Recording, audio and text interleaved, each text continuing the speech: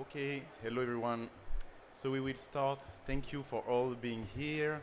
Thank you for the team, the organization, for the Mediterranean Pavilion. Thank you also to all partners who make it possible to have for the first time one pavilion dedicated to Mediterranean challenges.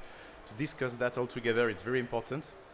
My name is Théophile Bongartz. I work for the Ocean and Climate Platform, and I will be the moderator of this session today. Briefly, the Ocean and Climate Platform was created at the COP21, just before the COP21. And the objective was really to push the recognition of the ocean into the climate negotiations.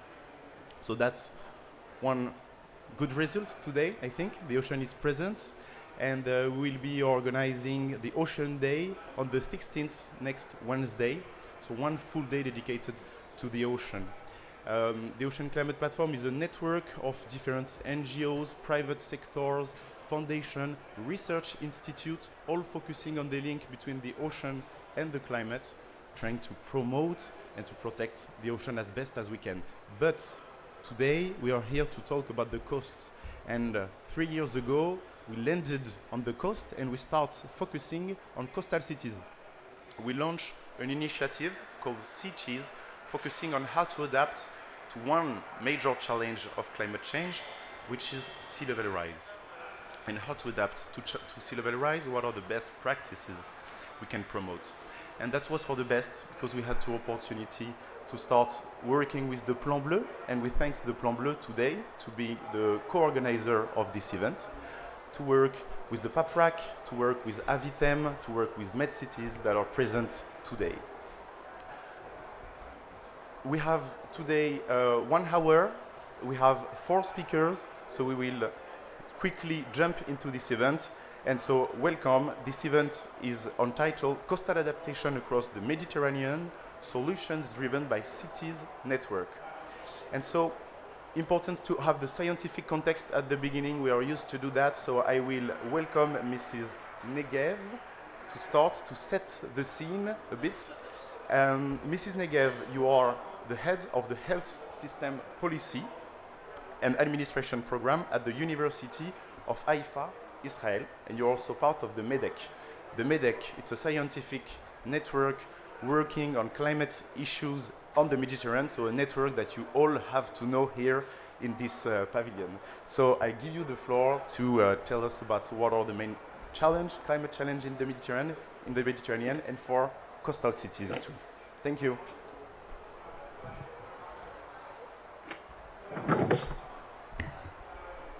Thank you. Merci. Toda.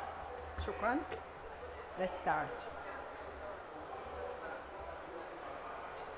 The Mediterranean is a very unique region of the world. It is the meeting point of 3 continents, Africa, Asia, and Europe. It is the meeting point of different climate, geographical, and cultural contexts. And therefore, to understand climate impacts in this region, we need a regional lens and regional collaboration. This is the aim of the MEDEC scientific network, to contribute to the improvement of policies that assure the well-being of current and future generations in the region. We are a network of about 200 authors synthesizing thousands of scientific papers in order to provide the science for policymakers. It's an IPCC style work, but at the regional level, because our region is so diverse and requires its unique aspects. The first report, MAR 1, was published exactly 2 years ago. It's available on the website. It's over 600 pages long, and there is also a summary for policymakers that was endorsed by relevant stakeholders in the region. There are many drivers of change that are climate related in the region.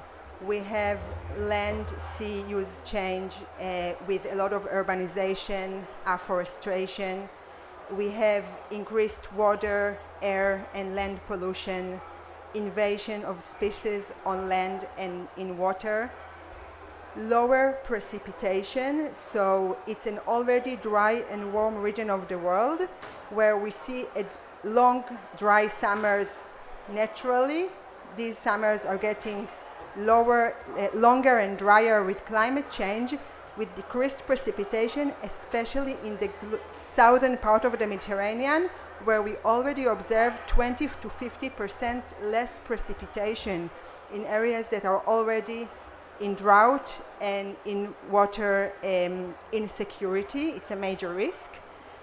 In addition, the region is warming faster than the global average. It's a climate hotspot. If the global average temperature rise is 1 degree, in the Mediterranean it's already 1.5. And finally, our main driver of change for today is sea level rise that we experience in the Mediterranean.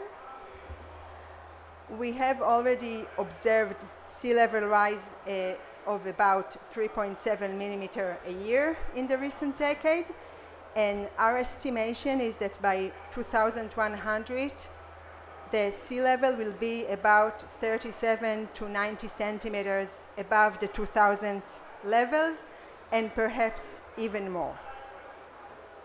Why is this a worry? In the Mediterranean, the coastal risks include floods, expected to increase in frequency and intensity, storms, including Mediterranean cyclones that pose serious social and ecological threats, and extreme climate that interferes with life, safety, health, and education. You can see here the city of Venice, which is famous for sinking. Venice is one well-known example. We know the health implications, the economic implications, the implications on tourism. But today, when we are on Egypt, we can also think about the sea level rise in Egypt, a very big country, where sea level an agricultural country at the Nile Delta, where sea level rise impacts agriculture, water security with salination of the aquifer, loss of land where people can live, and additional major threats from sea level rise, and this is really throughout the basin. Some additional specific threats for Mediterranean coastal cities.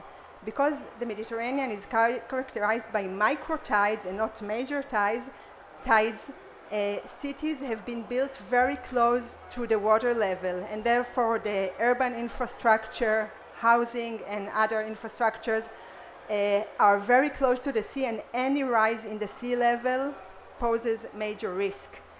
In addition, we have mass tourism and urbanization. It's a densely populated region where these are all threatened by the sea level rise. We experience loss of biodiversity in sea and on land, reduced sediment flow, and as we say, a threat to cultural heritage from the parts of Egypt with its very rich cultural heritage to Italy that we mentioned, and really throughout the basin, many countries have their heritage at risk. A specific look at society and human security, these are undermined too by climate change throughout the region, but especially in the southern part of the region, where the population is at risk of water insecurity, food insecurity, exacerbated poverty. These are all problems that already exist in the southern Mediterranean, but climate change widens the gaps between the northern Mediterranean and the southern Mediterranean. There is also a gap in capacities to adapt and become resilient. And really, we have populations of hundreds of millions that are at risk to the very fundamental basic human rights, health, economic, and violence threats. As a public health researcher, I would like to focus on health in urban Mediterranean contexts. So we know that we are experiencing a trend of rise in vector-borne diseases, in destructive extreme events, with every 1 degree in temperature causing to about 2% increase in mortality. We have increase in morbidity, including respiratory and cardiovascular morbidity. And of course, the people in poverty, the elderly, and the very young are at higher risk. At MEDEC, we assessed the risks and the dangers, but we also aim to assess the solutions. We are scientists working to provide the science to policymakers, and therefore I would like to propose some of the solutions that we've assessed in the report. One major theme is nature-based solutions. So we propose to protect coastal systems from erosion using nature-based solutions. To prevent soil degradation, we propose a focus on water infiltration, on trees. So planting trees in urban cities provides shade, reduces the heat burden, protect human health, and also it's a carbon sink. So basically we have some nature-based solutions that are both mitigation and adaptation co-benefits. And we propose to protect the seagrass, which is protecting the soil from erosion and also used to sink, as a carbon sink, so another mitigation adaptation nature-based solution.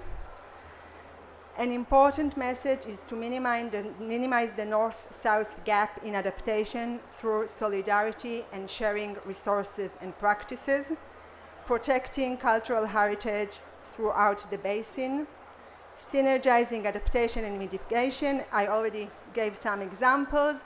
We can also think about health co-benefits. So the synergy of mitigation, adaptation, and health, there is the science to find the solutions that are a win-win-win from all aspects.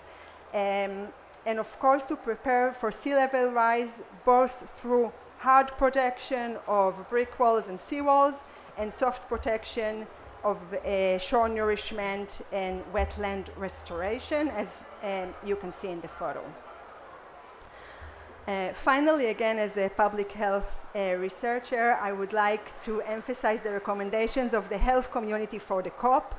Health is still largely absent from the negotiations, and we would like to emphasize the importance of integrating health and health resilience to all aspects of the negotiations: mitigation, adaptation, loss and damage, and finance, because really health is the one thing that is important to every human being in the world and is threatened by climate change, and we can still work to protect it and to promote health co-benefits in climate policy and use health as an accelerator for climate action.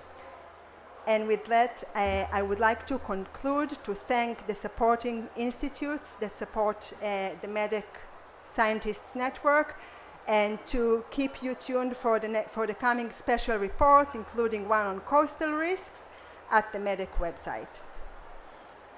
Thank you very much. Shukran, toda, and merci.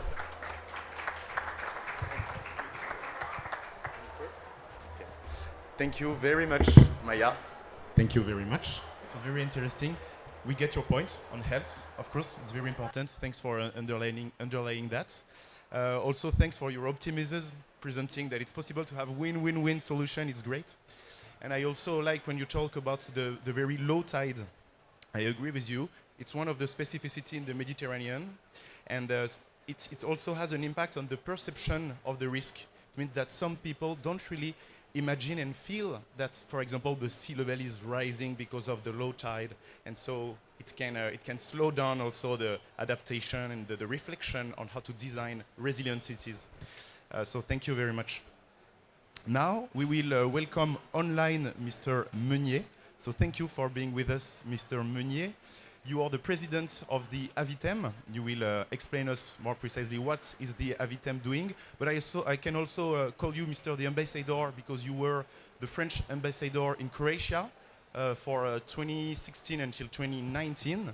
And so this position led you to work with a wide range of different actors, private foundation, cities, territories. So you decided to untitle this speech optimizing resources management in the Mediterranean. So we are curious to know more about that. Thank you for being with us. Thank you for welcoming me, and sorry for not being able to be with you in Egypt. You hear me? It's okay? Yes. Okay, I suppose so. Thank you so much. I would also like to commend UFM and the organizers of this meeting, and especially of this initiative of Mediterranean Pavilion, which is very, very important.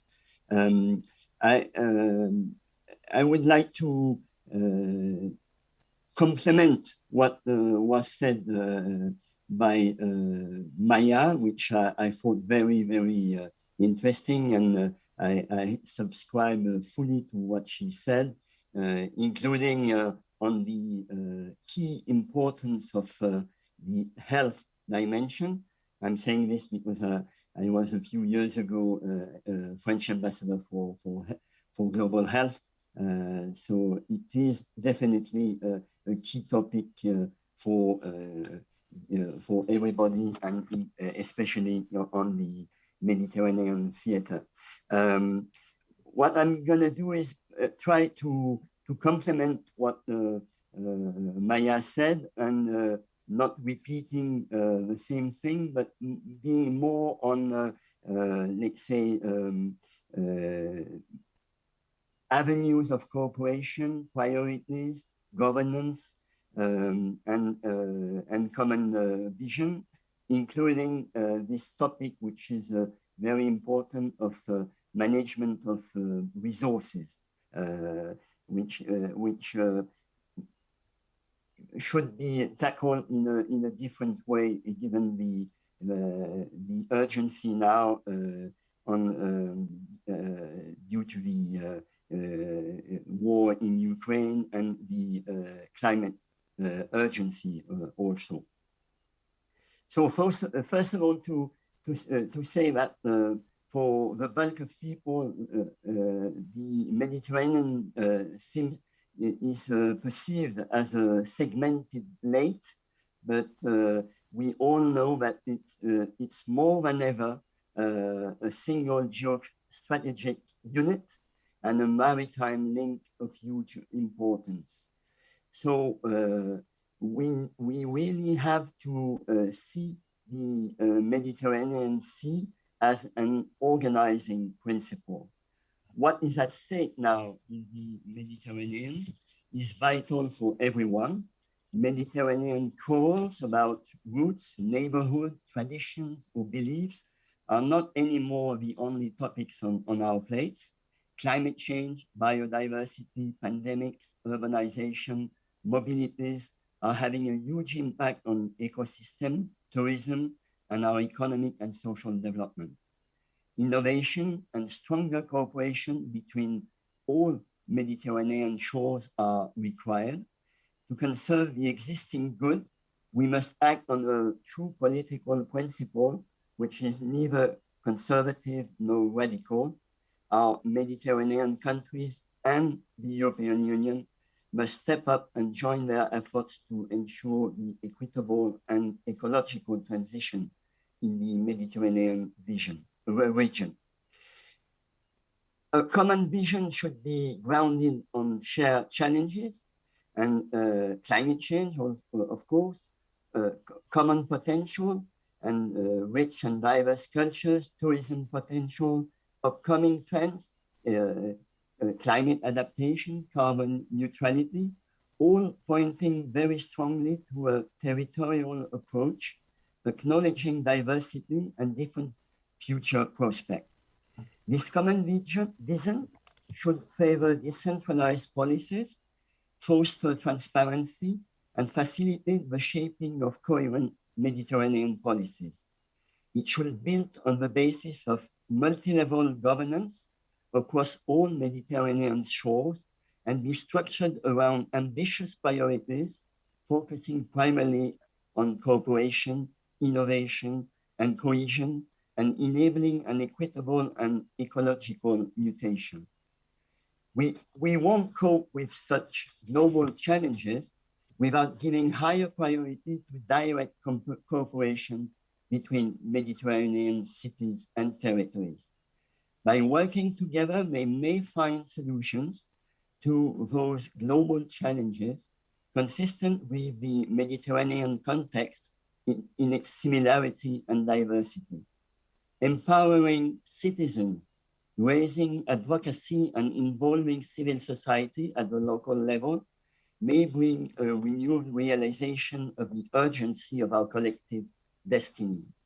Building on decentralization policies and fostering transparency may facilitate the framing of a coherent Mediterranean resilience towards forthcoming vulnerabilities.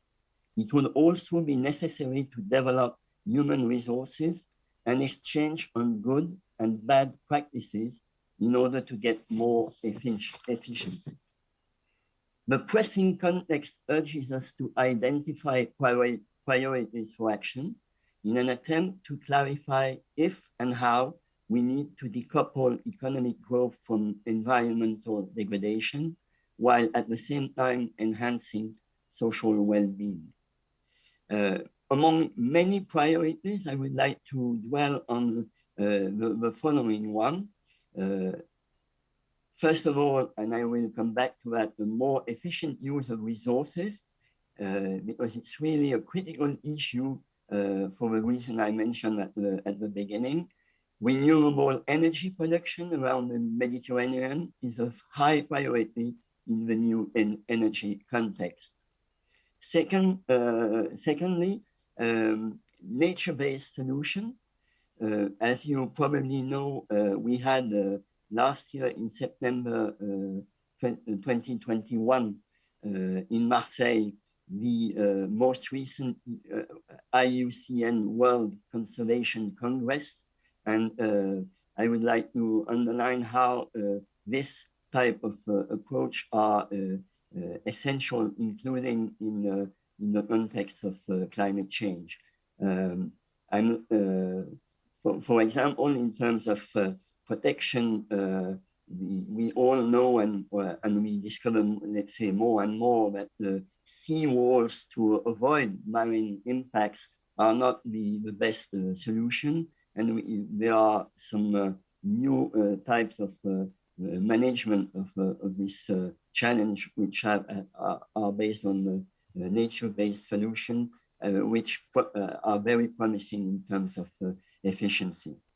The other, in order to improve policy implementation in the Mediterranean, there is also a need to strengthen the science policy interface on a regional basis, taking into consideration the vital role of universities as incubators of innovation. I will, in this field, mention an initiative which is called MENIMED, the French Agency for Sustainable Mediterranean Towns and Territories is part of this initiative. This project offers a new training program dedicated to the issue of coastal resilience of Mediterranean cities confronted with climate change. It's a partnership between 4 higher education institutions willing to pool their competencies and knowledge. We are working on the Venice Lagoon, which was mentioned by Maya, and also on the Tanger-Tétouan region in Morocco, the Étang-le-Ber close to Marseille. And it's a way to bring together insights from the social professional world with universities works, and the aim is to draw on workshops to exchange skills and methods and to develop teaching models and open the way to tailor-made solutions in the Mediterranean. And finally, as I mentioned, we are in a new context in terms of optimizing resource management in the Mediterranean.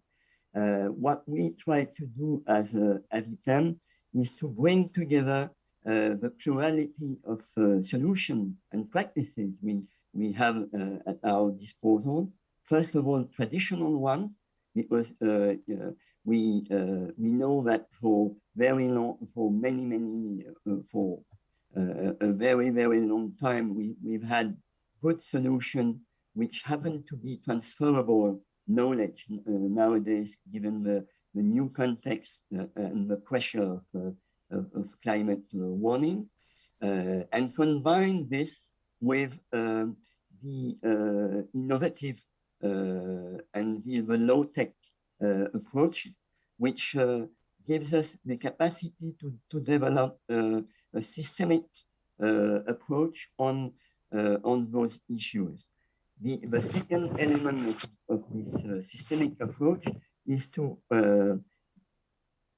let's say, to work in a very connected way, knowing that, for example, dealing with a problem of the access to water in a given territory means going beyond the sectoral approach. This is why we commission and receive multidisciplinary study that develops this perception of the problem of resource, energy, water, waste management, a strategy of nexus, which will be much more efficient given the interaction of those topics. And this type of strategies, which once again rely on traditional and means and innovation, seems to us to be very promising. So thank you. Thank you.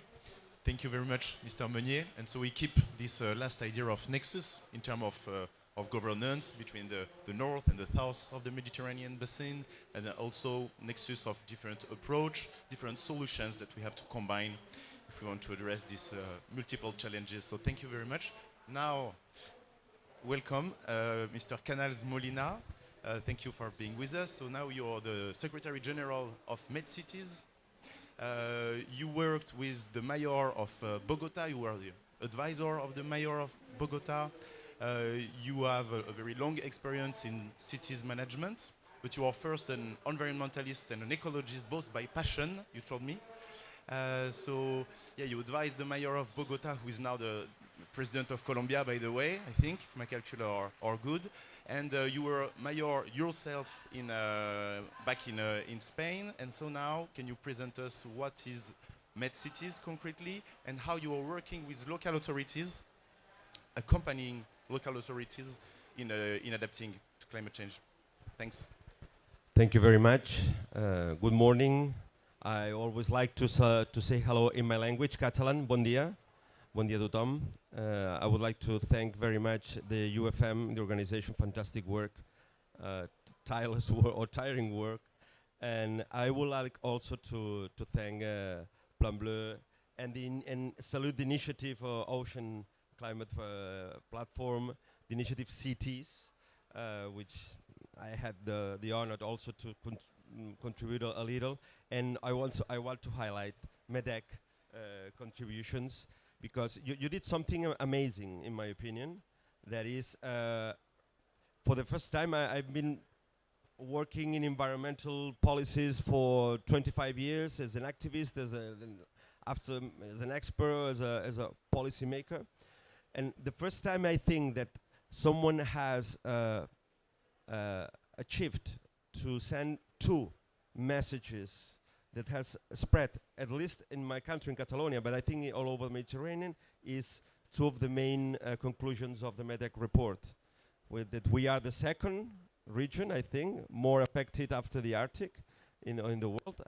It's something that I've been heard of, but mainly that we are warming 20% faster than the global average. And I think this is maybe not common knowledge, but quite, I think that all the media has resonate this, and so behind these two messages, there is a lot of work. I know that you. So congratulations, and I cite it, and many people cite you a lot. This is a good thing. MedCities is and maybe you could please put this on only one image, one slide. MedCities is an association of 67 by the end of the month. In our General Assembly, we will be 70 municipalities and metropolitan areas, metropolitan regions of the whole region, of the 3 sites or 4, depending on how you count it, of the Mediterranean region. And we like to work together, to be very useful to our members, to help each other by being a platform of innovative projects, by doing projects with our members, by being also a gate and a channel to canalize the funding opportunities to our members, to be able to do things, because there is a lot of money now, but many of the municipalities, I've been a mayor of a medium municipality in Catalonia, many of the municipalities, many of the mayors, they don't know that all this money exists, and the ones who know, they don't know how to present projects to be awarded. So we do this by helping our members in all these 3 guiding principles: sustainable development, climate crisis mitigation, and economic and social equality linked with the SDGs. And because of that, because we try to be useful and to be and to help each other, as I said, and learning from others' mistakes. I think that as a mayor, I can say it, and as advisor of mayors, one of the things that I had the opportunity to do in Bogota with the now president of Colombia, it was transferring some knowledge and some mistakes that we already did in Catalonia, for example, in urban planning, in mobility, because we did it sooner. So, and we learned a lot from our mistakes. And you would be amazed how mayors are much alike among themselves, regardless of where they are based, and how much they learn from each other. So this is very important. I think we provide this kind of platform that we learn each other. And regarding this, I would like to concretize how we can, from local authorities, be helpful to improve a little how we manage coastal belt, how we manage the coastal, how we manage the seas that we have in front of our cities and villages. And firstly, I would say this is counterintuitive, because many of the mayors are very happy with not having limits. Not having limits. They are happy urbanizing. Or they have been happy urbanizing. We have been urbanized, I think, 2 weeks ago in Brussels, presenting the results of the biodiversity protection community. Some experts told that we have urbanized almost 70% of the coast in the Mediterranean. So, and this is made by artificialization, by infrastructures, also by promenade by the sea. I don't know, in coastal path in by the sea, and a lot of mayors like to do that and to show that. But we have been artificializing, and now they see the problems. You show some pictures of the sea removing the sand where are beaches, and they want to have beaches because there is some kind of incomes for the tourism, and the beaches on autumn are disappearing, and then they extract the sand to put it again in the beaches with a lot of money, with a lot of impacts on Posidonia, for example. So now they are realizing, some of these mayors, that we cannot continue doing this, and we have to to do other things. So for me, it's very important what, for example, I know it quite well, the government of Catalonia have done. They have preserved what is remaining of the Catalan coast by saying some of the lands and the lots that were planned to be built and have not been built yet, they will not be built ever. By preserving it, there is some kind of controversial thing, but there is also some kind of hooray or some happiness from many of the people, many of the organizations, the NGOs, and some municipalities, because I strongly believe that we need some kind of super municipal management of the coastal zone to say what we have to protect, and to say municipalities, you cannot develop that, because there is a superior good, which is the preservation of the ecosystems on the coastal belt. So this is why I, as a former mayor and a mayor, I ask for limits also to some municipalities. And I think this, I know that this is unpopular among some mayors, but we need to raise awareness by communication when they want, but by rules when they don't want, because there is a superior good, which is a country or a Mediterranean vision, a Mediterranean scope. But what we can also do more actively, we can raise awareness among general public, because we are closer to them. And also, some mayors can be aware because of their NGOs, civil society on their territories. So it is a bilateral, a bidirectional exchange that can be done, and we are closer to them, and we can raise awareness on this regard. We can also do some fiscal measures. To good examples, to the municipalities, in some of them that they have some competences in fiscal measures, they can boost some good behaviors, and they can punish some bad behaviors, or they can regulate some activities. For example, Plan Bleu, I also contributed a little, has conducted the guidelines for sustainable cruises and recreational boat. There is a lot of recreational boat. They are in front of cities, and they can be regulated by local authorities, and we can regulate that. We can maybe ban some activities in some zones, and maybe accept and allow some activities in some other zones of the coastal belt. So we can regulate activities. We can do a lobby in front of national authorities also to be regulated, because a coastal zone normally are from state regulations. And as I said, we can do soft ecosystemic planning. We've got competences in planning. We have to incorporate this approach, this ecosystemic approach. And more and more, I criticize the mayors that some years ago did bad things, but there are many new mayors willing to do different things with ecosystemic approach, and some saying we cannot continue to do that. And they are not saying the same old things, saying to people, don't worry, there will be sand here. Maybe next year we cannot have sand this here, because it's absurd to put sand when the sea is removing it, and we have to extract it, making some impacts, and wasting a lot of energy. So there is some kind of different things. So we have Barcelona, for example. We have Marseille. They are members of MedCities. They are making good example with civil society, trying to raise awareness and trying to protect, and doing what is, many of you, what is called civil science, societal science, that it helps a lot to raise awareness. And let me just to finalize, I would like to say hello to one friend that wants to be there unperceived. We have there some of the world leaders now. That guy, that new friend, Francisco Javier Vera, is a Colombian leader. He is ambassador of the United Nations. He's advisor of the United Nations of Infancy Policy. He is Colombian.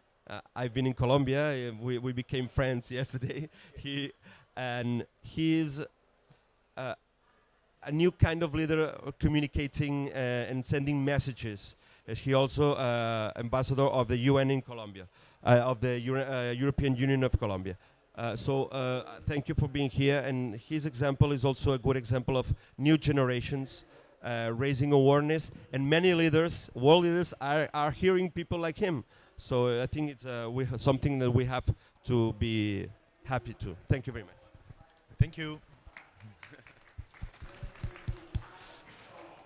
Thank you, Joseph. Thank you. And yes, of course, you underline that we have to connect different great examples, and that you are collecting some. And I think it's perfectly linked with the last presentation we will have today from Lisa de Vignol, who is online. Lisa is working for the Ocean and Climate Platform on the cities project that you mentioned too. And that's really also the idea of this project, to try to identify what are the solutions in different cities and make connections, because we need, of course, good examples. And I think that when you are a mayor from a coastal city, and that you know that on another territory some people are starting to adapt, it's encouraging you. Sorry, I'm speaking too far from the mic. So Lisa, the floor is yours. Present us what you are doing. Thank you so much. Thank you for the introduction, and it's great to hear so many presentations today. And I'm sorry I can't be with you in person, but I'll try in my talk to focus on levers for actions in terms of governance, in terms of what cities can do in their modalities of governance to facilitate their adaptation. And this is based on the conclusions of work we've conducted with local authorities, with researchers, with NGOs, with networks within the Mediterranean region. And the further conclusions are available on our website in a report that I invite you to read, but I'll get started. If that works, yeah, cool. I won't get into the details, but this is an initiative that's led by the Ocean and Climate Platform that Sophie presented earlier. I would just like to add that through the work that we do within the platform, we are in a position to convey our recommendations and elevate the voices of local authorities within international arenas as observer within UNFCCC and CBD COPs, as well as Ocean and Coastal Zone focal point within the global climate action agenda. So the Cities Initiative really was born on the conclusion, on the observation that cities, local authorities, whether at city level or regional level, lack a lot of information, whether it be data or returns on experiences from peers, to scale up their adaptation and to plan in the long term. So we try to meet these needs by bridging the gaps and by connecting different types of stakeholders that don't always interact with each other. So we work together on generating and disseminating actionable knowledge, on facilitating the exchange of returns on experiences, on promoting good practices, and on that basis, so that results in reports, in workshops. We have an online map that displays a number of action deployed worldwide. And so on that basis, intersecting the views of these different stakeholders, we build our advocacy work that then we promote at government and at international level. And so we do that in 5 different regions of the world: Northern Europe, the US West Coast, West Africa, the Pacific, and the Mediterranean region that we're focusing on today. So we've seen it, I won't go into that again, but the Mediterranean region is subject to strong erosion that is coupled with exacerbating sea level rise and other impacts of climate change. And on top of that, the region is urbanizing really quickly, and in particular on the southern shore. And so we have about 1/3 of the total population that lives in coastal cities. And at the same time, these cities and the entire region is highly dependent on the coastline for activities, whether that be fishing or touristic activities. So the economy of the region very much depends on the health of the coastline and how cities will respond to the threats of erosion, of extreme events, of sea level rise.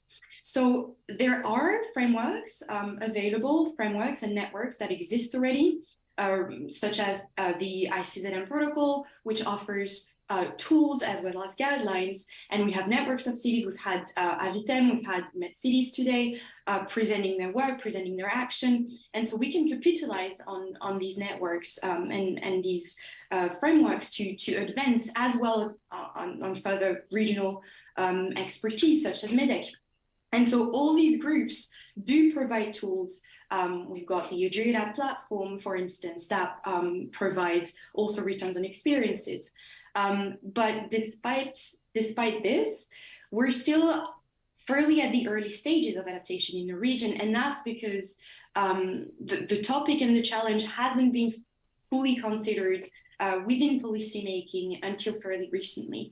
And so the policies that are in place do not reflect the realities and do not sufficiently respond, generally speaking, to the challenges. There's also geographical disparities that remain between the northern shore and the southern shore, but also within those shores, in between cities, in between regions. And so we are at different stages of advancement. And historically, the approach that has been favored is one that is reactive. So typically, after an extreme event, it's about rebuilding exactly as things were before, or taking the approach of hard protection, so like seawalls, for instance, without consideration of the impacts of these structures on the wider ecosystem, but also on the very security of the adaptation planning in place. And the risk with that, the problem with that, is that it does not reflect the long-term nature of the process of sea level rise, and it robs us from the opportunity to build real resilience, community resilience through adaptation action. And so what we have collectively reached as conclusion within working groups that we've held, the workshop, the preliminary interviews that enabled us to better understand how the region globally respond to sea level rise, is that our first level for action is about collaborating, working together. So strengthening the resilience of our coast through regional and territorial cooperation. And that entails reinforcing exchanges of knowledge, exchanges of know-how, exchanges of things that have worked or haven't worked through pilot projects and through previous projects between stakeholders. So in France, there's, for instance, the Mon Littoral platform that does that. There's also the SCORE EU project that does it. It works with 10 cities in Europe and in Turkey that pool together their knowledge, their experience, and that function with living labs. It's also important to adopt an integrated approach, so working across jurisdictions and recognizing that sea level rise affects the entire coastline and doesn't stop at the boundaries of one municipality. So this has been done, for instance, in Slovenia. So the two cities of Koper and Izola got together. They're two touristic cities, and they very much rely on one another, and they're linked by a road that was subject to erosion, and that also was reinforcing erosion by its very presence. So the two cities got together and actioned a managed retreat option. So they relocated the roads by working together. Another way of strengthening collaborations across jurisdictions is to widen the scale of concerted action. This is something that is being done at the moment in France with the Casadapt project. So the municipalities of the Sofia and Antipolis area are getting together and are developing visions across the different jurisdictions and with the different stakeholders that are involved in this transition. And so all the benefits of working together beyond the very efficient are about the very efficiency of planning. It's about pooling means of resources. It's about pooling financial means as well. It's about understanding the coastline, understanding how the different populations react and what are their aspirations for the future as well. And so beyond this first lever, another one is about reconciling short, medium, and long-term adaptation. So as I said earlier, the typical way of approaching adaptation in the Mediterranean is protecting the coastline. It's about reacting to an event that has happened. Actually, adaptation should be about preparing. It should be about planning ahead, rather than instead of reacting, to avoid risk of maladaptation. So to do that, we can capitalize on the experience and knowledge of peers in disaster risk reduction, so through early warning systems, for example. We can rely on the tools and the instruments that exist, such as the SCZM protocol, and for instance, the setback zones that can help limit the artificialization of the coastline. This can help the conservation or the recovery of ecosystem. This can also support better public access of communities to the coastline. And so really, it's very much aligned with the attractiveness objective, the economy objectives that are crucial to so many Mediterranean cities. And going further, integrating uncertainties and mobilizing communities is key in developing visions for the long term. And there is a methodological framework that exists for this. It's called adaptive pathways. And so it enables the definition of a very long-term objective with different ways to achieve that, and ways to transition if the conditions are changing, to transition from one pathway to another without staying stuck. And in this case, you have a long-term goal, but you also have shorter-term actions that can be actioned and that can be used as transitional phases. So you can have in the very short-term protection measures if this is what is needed at the city level. But then in the longer term, you're going to transition from these protection measures to other types of measures. You're going to work with your ecosystems. You're going to relocate some of your assets, some of your infrastructures. And this can truly lead to transformational changes and resilience of communities at large. And I would like to end on this note that adaptation action is a journey. It's about transforming the ways, reorganizing the ways that we inhabit the coastline, not only to protect our infrastructures and activities and economies, but also this is about giving an opportunity for the coastal populations to make the cities a better, safer place to live. So I would really like to stop it at this and insist on the fact that adaptation action truly is an opportunity to transform the way we inhabit the coastline for the better. Thank you. Thank you very much. Thank you very much, Lisa. It was very interesting, and thank you for giving us some very concrete examples. It's nice to see that there is really things happening. I think that here we are all working on the Mediterranean Sea, all in contact with people and cities that are facing those climate challenges. And the objective of a COP like this is really to be connected. So a lot of people here in the room are working together on these topics. But if some other first want to react, have something to share, you are welcome to. And to join the reflection, that's really the objective. And we see how much this challenge is difficult to address. And we have to start now, even if we have to adapt for the future. So if someone has one very short reaction, please feel free. Always difficult to jump in the discussion like this, but it's not a problem because we really don't have so much time. So we'd have to. Yes, okay. First, thank you for all the very good presentations. But I have not a question, but it's a comment for the First Lady. I'm sorry I didn't catch your name. I very much appreciate your talk about the gap between the North and South, and because I am coming from the South. I agree with all what you said between the gap in knowledge and the resilience and even the capacity degree, but I don't know how you see the vulnerability to violence, because I a bit disagree about this, and I don't know which data and which emphasis you are relied on for this fact, if it is a fact. Thank you.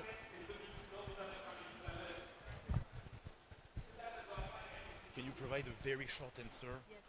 Yes. Thank you very much for your great point.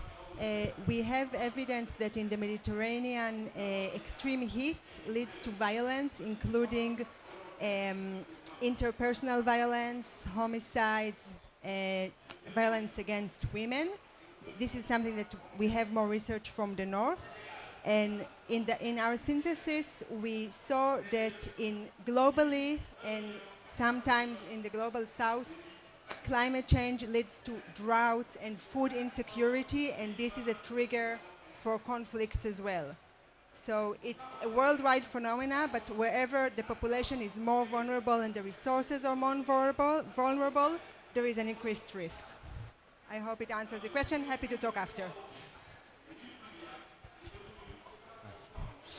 Sorry, we have some people online, so they cannot hear you. But maybe we'll just take a last speaker, who is Lina Todd, who will conclude this event, and you can after discuss it just outside.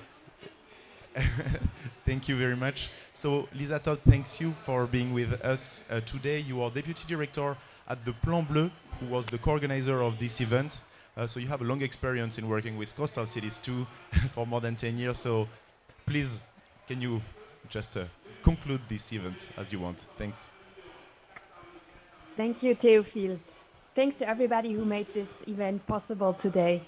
So for those of you who don't know so well, Plan Bleu is a regional activity center of the United Nations Environment Programme Mediterranean Action Plan, and we work in the framework of the Barcelona Convention since the 1970s. And at Plan Bleu, we study the link between environment and development in the Mediterranean at the interface between science and decision making. Now, coastal risks are a very important theme and have been for a long time, but are also currently with different initiatives that are going on. For example, we're working together with our sister center, PAPRAC, in the framework of the Global Environmental Facility funded MED program, where we are supporting the elaboration of coastal plans in Montenegro and Morocco through the application of a foresight methodology, which we call Climagine. And we also are conducting regional climate risk assessments, engaging different stakeholders in the region. We are also piloting a local foresight exercise at the scale of the coastal area in the south of France, at the community of agglomeration of Sophia Antipolis. Lisa already mentioned this project, and just to let you know, in the side event that will come up just after this one, you will have a presentation in detail of this project. Plan Bleu is also the host of the Scientific Secretariat of MEDEC, the Mediterranean Experts on Climate and Environmental Change. And following the publication of the first Mediterranean Assessment Report, several important issues have emerged that require deeper analysis. And for example, projections that concern the future sea level rise in the Mediterranean evolve very rapidly, which is why MEDEC presently works on a special report on coastal risks to be published by the end of 2023. Now, today's side event reveals the importance of the collaboration and experience sharing. And although each Mediterranean coastal city has its particularities, the sharing of our regional common experience is very essential to improve resilience to climate change in the coastal area. If we look at the unprecedented speed of environmental and climate change that we face on the Mediterranean coast, we realize that we also need an unprecedented speed in the deployment of adaptation solutions. And this does not leave us actually much time for doing trial and error, which means that experience sharing on which solutions work in which context and at which scale of change is absolutely crucial. So this is what we try to initiate today or continue, build up on previous work that we have done all together with the partners here. And in this sense, we're looking very forward to continuing our work with partners around the Mediterranean. Thank you very much. Thank you very much, Lisa. And thank you for all of you to participate, to attend this event. I think that the show must go on because there is another event right after on similar topics. So thank you to all of you, and thank you to the people online. Thank you to the technical team. Thanks. Thank you. Bye-bye. Right on time. Perfect.